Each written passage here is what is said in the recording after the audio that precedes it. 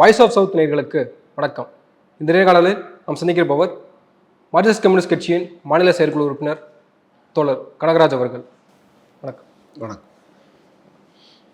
2024-25க்கான budget தாக்கல் செய்யப்பட்டிருக்கு.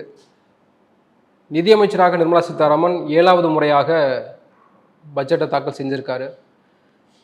இந்த பட்ஜெட்டானது யாருக்கான பட்ஜெட் அப்படின்னு பார்க்குறீங்க? இன்னொரு புறம் பெரும் எதிர்பார்ப்பு இருந்தது. ஒரு கூட்டணி ஆட்சி நிச்சயமாக இது மக்களை பூர்த்தி செய்யும் வகையில் இருக்கும் அப்படின்னு சொல்லப்பட்டுச்சு. அப்படி இருக்கா? மார்க்சிஸ்ட் கம்யூனிஸ்ட் கட்சி இந்த பட்ஜெட் எப்படி பார்க்குறீங்க? மக்களுக்கான பட்ஜெட்னு இதை எப்படி சொல்ல முடியும்? ஆக்சுவலாக பாஜக ஆட்சி பொறுப்புக்கு வந்த பிறகு ஒரு மிகப்பெரிய அளவிற்கு கார்ப்பரேட்க்கு ஆதரவான பட்ஜெட்டை தான் போட்டு வராங்க. நீங்கள் இப்போ சமீபத்தில் G20 நாடுகளுடைய மாநாடு நடந்தது.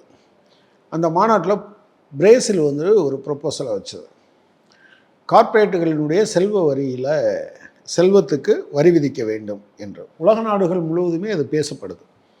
ஏன்னா இந்த சாதாரண மக்களை ஒரு மிகப்பெரிய அளவுக்கு வரி விதிப்பு பாதிக்குது. எனவே சாதாரண மக்கள் கட்டக்கூடிய மறைமுக வரிகளை குறைக்க வேண்டும், கார்ப்பரேட்டுகளுடைய வரியை அதிகரிக்க வேண்டும், அதுபோக அவங்களுக்கு இருக்கக்கூடிய சொத்துக்கும் வரி விதிக்கணும் அப்படின்னு. ஆனால் நீங்கள் பார்த்தீங்கன்னா ரொம்ப ஆச்சரியகரமான விஷயம் என்னென்னா, வெளிநாட்டு கார்ப்பரேட்டுகள் இந்தியாவில் இருக்காங்கல்ல, அவங்களுடைய கார்ப்பரேட் டேக்ஸ் 5% குறைக்கப்பட்டிருக்கு. நீங்கள் ஏற்கனவே 2019 பட்ஜெட்டில் நிர்மலா சீதாராமன் இந்தியாவில் இருக்கக்கூடிய கார்ப்பரேட் நிறுவனங்களுக்கான வரியை 30% 22% குறைச்சாங்க. ஒரு வருஷத்துக்கு, அந்த வருஷத்தில் 1,84,000 கோடி ரூபாய் அரசுக்கு இழப்பு. இப்போ பார்த்தீங்கன்னா 2-2.5 லட்சம் கோடியாக அது இருக்கிறதுக்கு வாய்ப்பு இருக்குது. இப்போ இந்த பின்னணியில் திரும்பவும் அந்நிய கார்ப்பரேட் கம்பெனிகளுக்கான வரியை குறைச்சிருக்காங்க.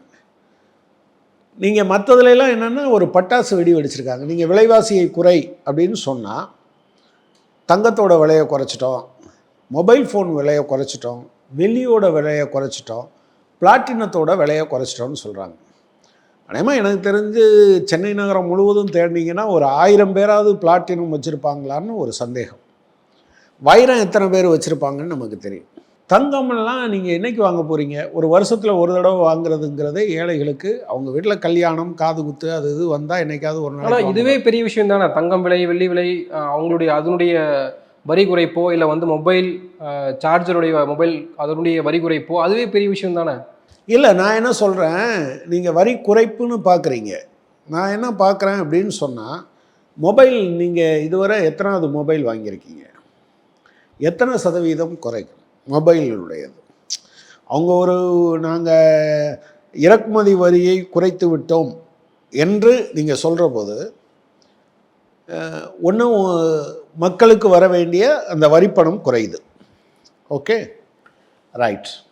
ஆனால் அதே சமயத்தில் இன்னொரு பக்கத்தில் ப்ரொடக்டிவ் லிங்க்டு இன்சென்டிவ்னு ஒன்று வச்சுருக்காங்க. ப்ரொடக்ஷன் லிங்க்டு உற்பத்தியை தொடர்பான ஒரு ஊக்கத்தொகை அப்படின்னு சொல்லி அது 6% வரை கூட கொடுக்குறாங்க. இந்த ரெண்டுமே, இந்த 6% கொடுக்கறது யார் பணத்துலேருந்து? உங்கள் பணத்துலேருந்து. இந்த வரக்கூடிய வரி யாருக்கு குறையுது? உங்களுக்கு குறையுது. ஆனால் நீங்கள் எத்தனை வருஷத்துக்கு ஒரு தடவை இதில் ஒரு பகுதி அவங்களே சொல்லியிருக்கிற மாதிரி ஒரு 90% என்னவோ ஏற்றுமதி ஆகுதுன்னு சொல்கிறாங்க. இந்தியாவில் உற்பத்தி பண்ணி அதில் 10% தான் இங்கே, 90% வெளிநாட்டுக்கு போகுதுன்னு சொல்கிறாங்க. அப்போ நான் என்ன கேட்க விரும்புகிறேன், நீங்கள் வெளிநாட்டுக்குள்ளே ஏற்றுமதி செய்கிறதுக்கு எனக்கு வர வேண்டிய வரியவும் குறைச்சிக்கிறீங்க, ஏற்கனவே என்கிட்ட வாங்கின வரியில் இருந்து ஒரு 6% அவங்களுக்கும் கொடுக்குறீங்க. இங்கே என்ன வேலை வாய்ப்புன்னு பார்த்தீங்கன்னா, வெறுமனே அது எதில் வருது? அசம்பிளியில் மட்டும்தான் இருக்குது. இங்கே உற்பத்தி செய்ய போகிறதில்ல. நீங்கள் பெரும்பாலான நிறுவனங்கள் நீங்கள் உற்பத்தி செஞ்சீங்கன்னா அது சார்பாக பல பேருக்கு சம்பளம், அது இது தொழில்நுட்பம் வர்றது, இதெல்லாம் சேர்ந்தது. இப்போ அது இல்லை என்கிற நிலைமையை கொண்டு போய் சேர்க்குது. எனவே அதில் எந்த விதமான பிரயோஜனமும் இல்லை. இப்போ சிறு குறு தொழில்களுக்குன்னு பார்த்தீங்கன்னு வச்சுக்கோங்களேன், நாங்கள் அவங்க மிஷின் வாங்கினாங்கன்னா அதுக்கு கொலாட்டரல் செக்யூரிட்டி வாங்க போகிறதில்ல, நிலத்தை சொத்தை காமிக்கிறது.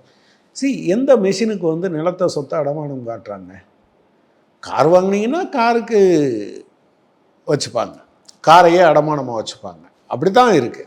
அப்போ இந்த மாதிரியான விஷயங்கள் முழுக்க முழுக்க ஒரு ஏமாற்றுக்கள் நிறைந்த பட்ஜெட்டாக தான் இருக்கே தவிர அடிப்படையில் எதுவுமே நீங்கள் இது லாபம் என்று சொல்லக்கூடிய அளவில் இல்லை. இப்போ ராகுல் காந்திக்கு ஒரு குற்றச்சாட்டு முன்வைக்கிறார்ல, இப்போ அது பீகாருக்கும் ஆந்திராவுக்குமான ஒரு பட்ஜெட்டாக தவிர இது ஒன்றிய ஒட்டுமொத்த இந்திய நாட்டுக்குமான பட்ஜெட்டாக இது கிடையாது அப்படின்னு சொல்கிறாருல்ல, இப்போ அப்படிதான் எடுத்துக்கணுமா அதை? இல்லை, அதாவது தமிழ்நாடுங்கிற பேரே எந்த இடத்துலையும் வரல. அவங்களுக்கு ஒன்று தெரிஞ்சுக்குங்க, அரசியலில் பிறப்படுத்த பிறகு birth of a political element, அதாவது நரேந்திர மோடி அரசியலில் பிறப்படுத்த பிறகு அவர்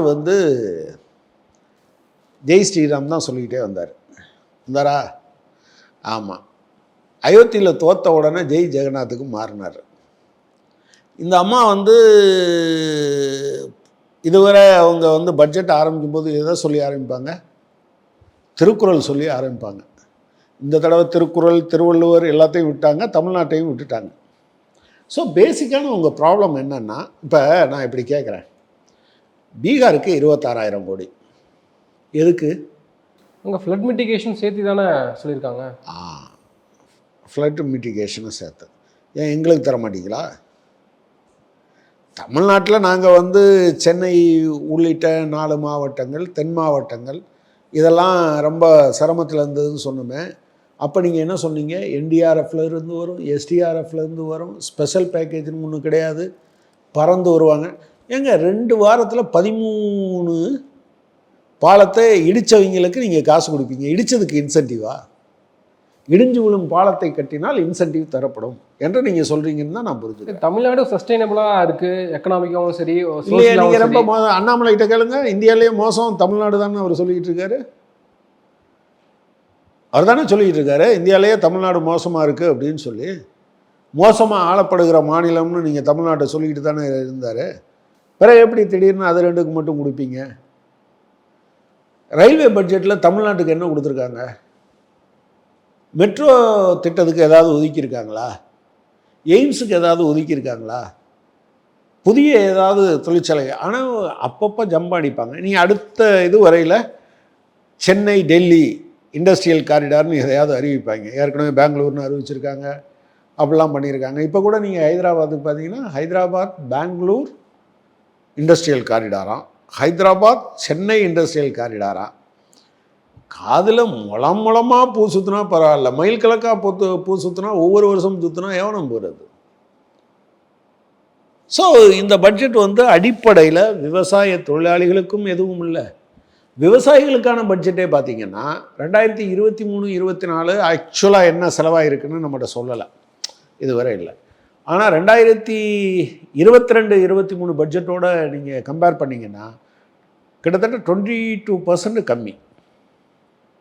22% போன பட்ஜெட்டுக்கு முந்தின பட்ஜெட்டை விட கம்மியாக இருக்குங்கிறதோட நீங்கள் கணக்கு பண்ணி பார்த்தீங்கன்னா விவசாயத்துக்கு என்ன மரியாதை கொடுக்குறாங்கன்னு உங்களுக்கு தெரியும். இப்போது எதிர்க்கட்சிகள் சொன்ன மாதிரி இது மைனாரிட்டி கவர்மெண்ட், ஒன்றுமே பண்ண முடியாதவங்கனால அப்படிலாம் சொல்லப்பட்டப்போ இப்போ நிதி ஒதுக்கீடு பெரும்பாலும் ஆந்திராவுக்கும் பீகாருக்கும் போயிருக்கிறதுனால இனிமேல் ஒரு கூட்டணி ஆட்சியை ரொம்ப எதுவுமே பிரச்சனை இல்லாமல் சுமூகமாக அந்த கூட்டணி ஆட்சி 5 ஆண்டுகள் நிறைவு பெறுவதற்கான இந்த முதல் பட்ஜெட்டே எடுத்துக்கலாமா? இல்லை, அவங்க நீங்கள் பார்த்தீங்கன்னா அது அப்படி நான் நினைக்கல. சந்திரபாபு நாயுடு கூட இன்றைக்கி நிர்மலா சீதாராமன் அவர்களுடைய பட்ஜெட் ஸ்பீச்சை வெட்டி எடுத்து அவருடைய இதில் ஷேர் பண்ணியிருக்கார். ப்ராப்ளம் என்னென்னா அவங்க கேட்டது ஸ்பெஷல் ஸ்டேட்டஸ். அவங்க ஸ்பெஷல் ஸ்டேட்டஸ் பீகாருக்கும் சரி ஆந்திராவுக்கும் கொடுக்க முடியாதுன்னு சொல்லிட்டாங்க.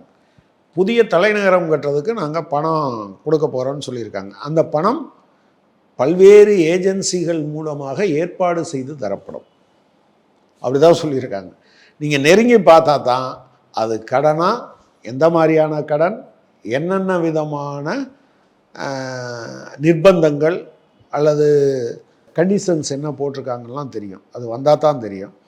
நிச்சயமாக இந்த பட்ஜெட் இதனுடைய விளைவு என்பது இந்தியாவுக்கு ஒரு மிகப்பெரிய டிசாஸ்டராக தான் இருக்க போகுதுன்னு நான் நினைக்கிறேன். ஏன்னா வேலையின்மை ஒரு உச்சத்துக்கு வந்திருக்கு.